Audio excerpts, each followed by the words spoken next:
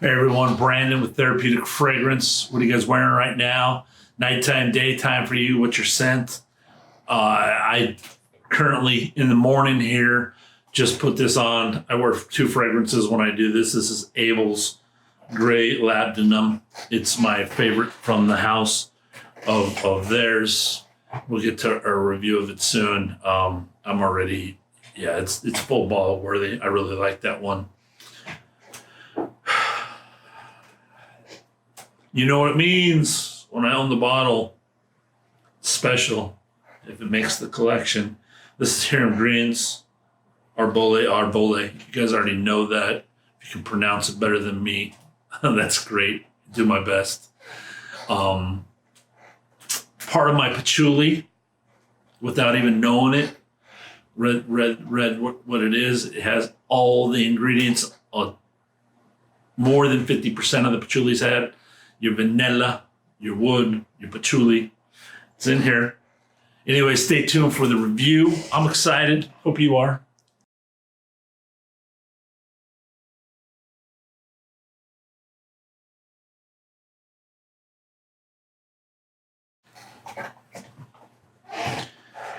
All right, guys. This is the second time for Hiram Green on the channel.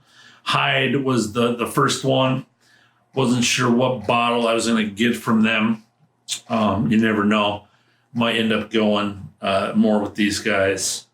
What they're doing, naturals, is awesome. The best I know of. I mean, it's not for everybody because how they have to achieve their longevity turns a lot of people off. For me, I'm 100% about it. When you do 100% natural fragrance, that base is your challenge, that longevity is your challenge, and these guys are tackling it full on without just doing your normal one-shot base, and then that's it. They're changing up their fragrances. They're taking on chypres and whatnot, gourmands in this case, the whole patchouli that everybody has in their line. They're taking them on, putting their in their line with all naturals. They're out of the Netherlands. Retails for $165 for 50 ml. We're at over the $3 mark for a natural. And this is the reason I was so hard on Sea when they're $10 an ml. Because what Hiram Green's doing with naturals. This is a unisex. I put it at 50-50 easy. You either like patchouli or you don't. In this case, this is a patchouli you probably never smelled before. I would like to do a fragrance test. Maybe I will. That means I'd have to waste quite a few sprays, but it'd be worth it. Or test strip.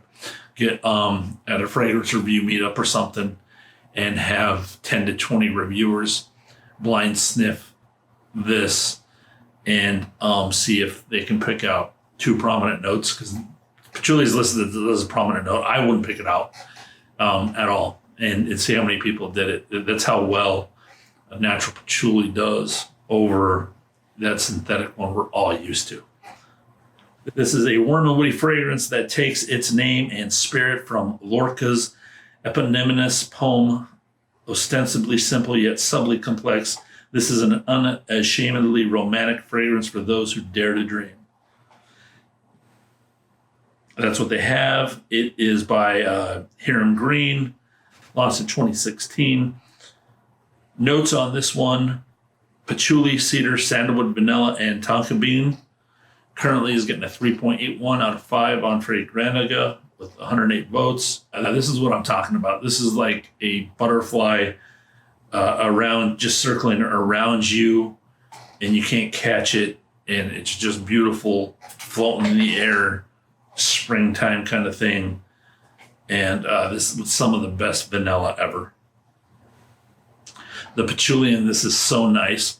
This is what I've been talking about this whole time with natural patchouli. And this is the reason I bought it, is to like, okay, well, is anybody doing anything with natural patchouli? I have to smell it. And, all my research, hey, these guys are 100% natural. They have a patchouli-based fragrance. Yes, they say it's patchouli-based. I get it. It's 100% different. Every other one that I've smelled, I'm talking 100% different. This is how I've learned to like patchouli, by actual smelling the actual oil outside of the synthetic used in almost everybody else's patchoulis. They chose a very good one in this. And these are all open to perfume houses. They could all go pick a different patchouli and have their own note and be different from each other just by picking that one note, changing up the perfume. That's what I mean when we have so much available creativity-wise and new-wise that people can just go out and do. And all of a sudden they're supporting the ecosystem in a way, more efficient way than just corporate culture. Anyways, I'm off the rant. The sillage on this is like a springtime aphrodisiac. It's a gourmand. It's hard to explain overall. The effect and the scent that comes from this, it's something you got to smell for yourselves and put it in your own words. I'm going to go into detail and try to put it into words. I don't think it justifies it at all. This is its own beast. The combination this is doing on my skin, I can't put it into words what this is doing. These are definitely not for everyone. I can see a lot of people being turned off for this. These are very forward fragrances. In my mind, to accomplish this, you have to be bold with naturals, and you have to think outside of the box and just go for it and be loud. They're different. It's not going to be something you're used to, but it is very, very pleasant. It is very, very modern. It is very nice, in my opinion. These are composed with a lot of care and reflect a lot of power with the ingredients chosen in the compositions. They're playing with very good ingredients. They're playing with, when you say vanilla, when you say patchouli, stuff we're not used to, and putting it in there and letting us smell it. It very good in my opinion. To get naturals to project and have lasting power, you have to use very, very powerful ingredients. Again, like I said on the top of my video, not to repeat myself, I'll try to say it in a new way. The base, you're constricted at the base. What's going to last a long time? I know of 4 constrictions. I'm sure there are more.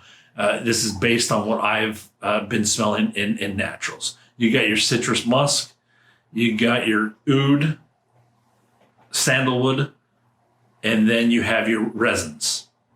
And your gourmand. Gourmand would be 5th. If there's another base, I will study it like crazy and find it out, because that's what I'm studying. This is what I'm doing right now. You guys are learning and watching me study this stuff. What Hiram Green is playing with and learning these bases and being able to have the tops and hearts, they're on the forefront of natural perfumery, in my opinion.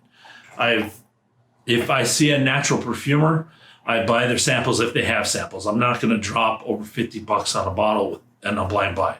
I've smelled too many bad naturals to do that. I'm not bad, but just overpriced wannabes. Like I'll buy the oil and do it myself. Like if you're not going to add some composition and care to it, I don't want to own it. These I do want to own. These guys are above and beyond in their composition of naturals from what I've smelled. I'm just getting into Healy. Healy is good, really good. As far as longevity, I think these are a bit better on the longevity level. I guess another one on the base would be, you put this with your sandalwoods and your woods, oakmoss and woods kind of thing. So I put woods and oakmoss together as one. Kind of thing. Oud's kind of untouchable because of the price to get decent oud, unless even to use the stank oud of Oud Infinity. I mean, the bottle's $4.50 alone, so it gives you an idea of what these are. Only the distillers I know of are using any decent amount of quality of oud as a base, and if you're not distilling, your markup is just it becomes an expensive perfume. Fort and Manley's use of oud, yeah, it's there, but not to where it's making it last forever. And I get why. It's just the price to ml. You just can't do it unless you're distilling it. Here, the vanilla is used as an encompassing note to me rather than just a base. What I mean by that is if you smell the usual base that you're used to in perfumery that you've smelled before, it is also on top of this one. So think of a vanilla. picture Haagen Dazs ice cream with the vanilla bean in it. When you smell that ice cream, you have that fluffy, airy vanilla that we're used to in cooking the vanilla extract. But if you really smell a little bit closer to the vanilla bean, you can smell that resin of the vanilla bean that's used in base of perfumes.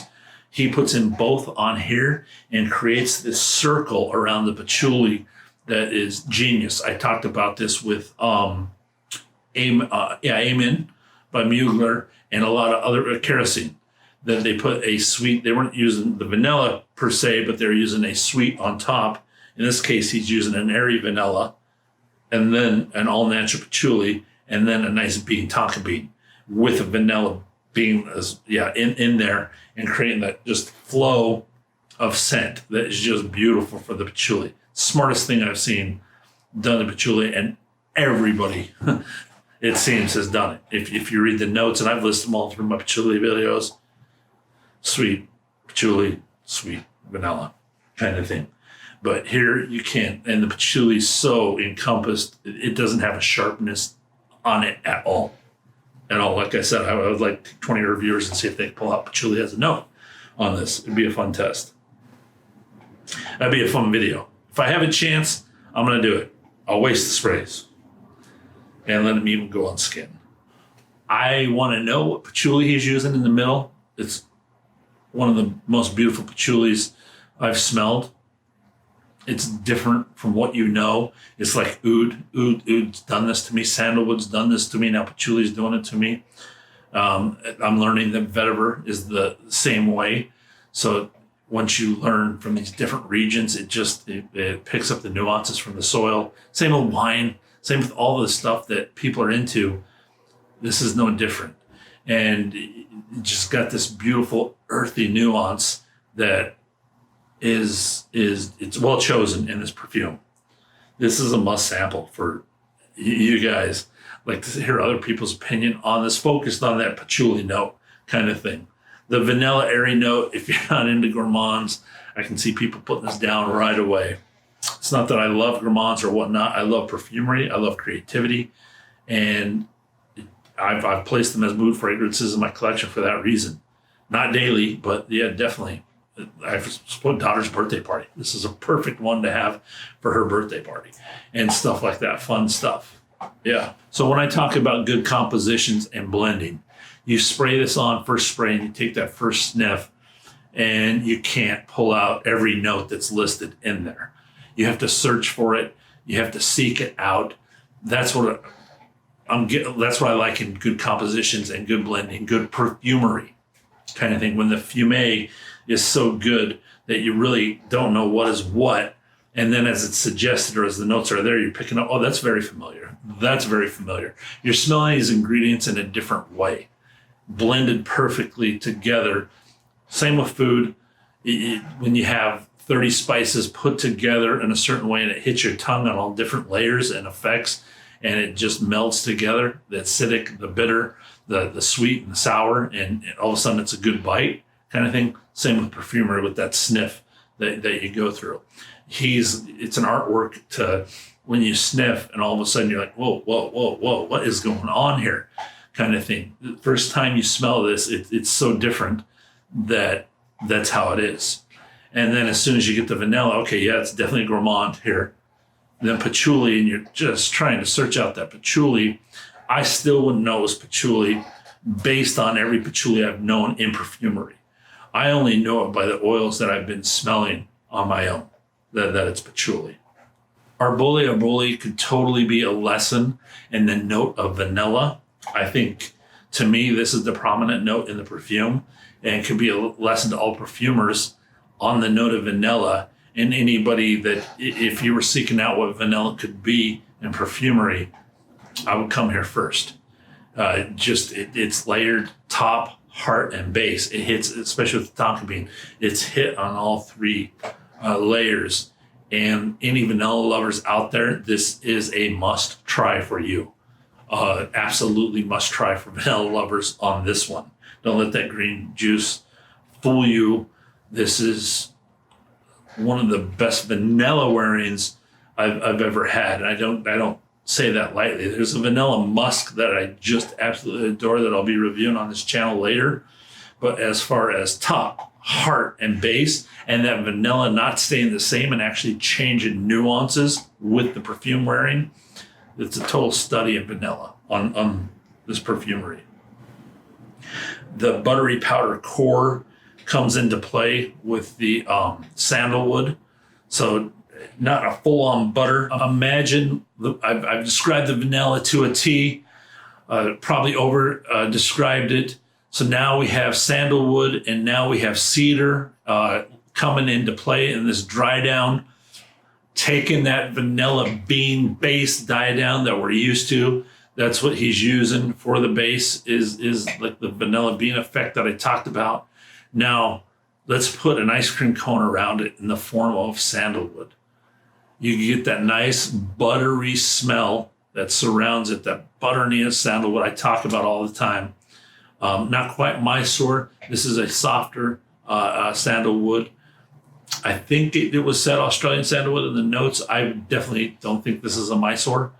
On this one, I would recognize that butter anywhere. But nonetheless, imagine a buttery cone around that vanilla.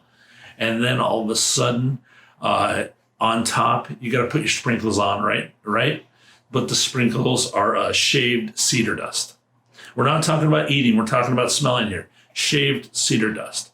So all of a sudden that cedar dust hits your nose. That vanilla deep base comes to your nose, surrounded by that buttery sandalwood.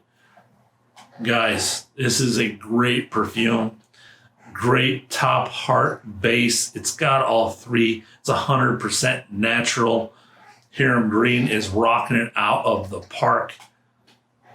This is a must check out, everyone. This is one of the most creative gourmands I have ever smelled. It's a must sample on my skin. I didn't smell Amian back in the day. That's definitely a creative gourmand. I gave it its proper due on this channel. Definitely, this is right in play with that, especially as a natural. If you're into perfumery, this is for you also. Just because it says natural, don't let that turn you off. And you guys that are into naturals and haven't done gourmand, got to sample this and try it out for yourselves. Kudos to Hiram Green. I sincerely apologize if I pronounced your name wrong. I want to push you forward on this channel. I want to push you forward in your perfumery. My eyes are on you. We'll be watching you and just seeing what you're going to do next. Scoring on Arbole, Hiram Green. Addictiveness, 15 out of 15. That goes with originality and branding. Projection and sillage, 5 out of 5. Longevity, a 2 out of 5. That's why that score is there. It is for stuff like this. It doesn't dent it hard at all, but I still think that longevity has to be scored in perfumery. Composition, 23 out of 25. Ingredients, that's what the price to ml, 24 out of 25. The fragrance as a whole, the top, heart, and base, top, 10 out of 10. The heart, a 4 out of 5. The base, an 8 out of 10. This gets a 91, another 90, 91. Own a bottle. For me, wearing this, creative mood, if you love vanilla, into naturals, this totally be your signature scent all day long. Wear this all year long. Who do I see wearing this? Padma Lakshmi. For sure. Take my 90 serious on who should be wearing them. How many sprays? 5 to 9. You can be a sweet vanilla ice cream cone all day long. That's what I have for Hiram Green, Arbole. I hope you guys enjoyed the review. Peace out and be blessed, guys.